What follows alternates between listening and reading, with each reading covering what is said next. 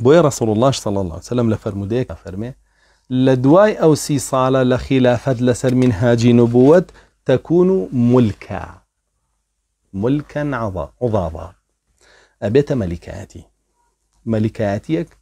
كوكو سلسلة يكتريان قرتوا قبيان بيكا قرتوا ما بس بيتشيا باوك بجيالي بو كور بجيالي بو كوري كور بجيالي بو كوري كور بو شيوة تاخوارو باشا جا معاوية أتوانين بلين سرتا بخلافة هناي دواي بوبا ملكاتي عضاض داي بكركي أو يش بكركي وأما ملكاتي عضاضا أقنجي راس ودروس به أشقنجي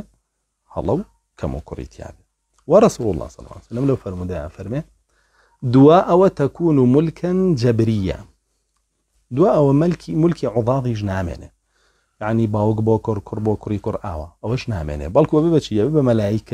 ملكاتيك كأسابين ريا بسرتانا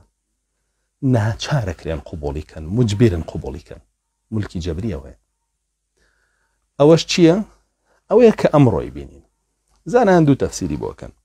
افرمون ياخذ ملكك خوي ديس خوي سبينه بسرتانا ياخذ خوتاني سبين بسر خوتانا ياخذ ملكك دا صلاتك دركي كفري ديت اي سبينه بسرتانا يسيما امرو او سي ملكه هرسيك يبينين هيا خو مان سبانو معنا بسر خو معنا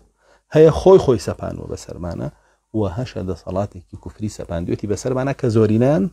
لم طبقه زاناني كونو دقسان هبو زاناني بابلين استا ام قسيش يعني سيم كقسيكي زورونو اشكراو نزيكي شوف المدكل اخوي يقريت شون كملكات يك كسبين راو بسرتانا جاء رسول الله صلى الله عليه وسلم فرمي مدة يقويشتان تيابه دواتر خلافة لسر منهاج نبوة ديتو دواتر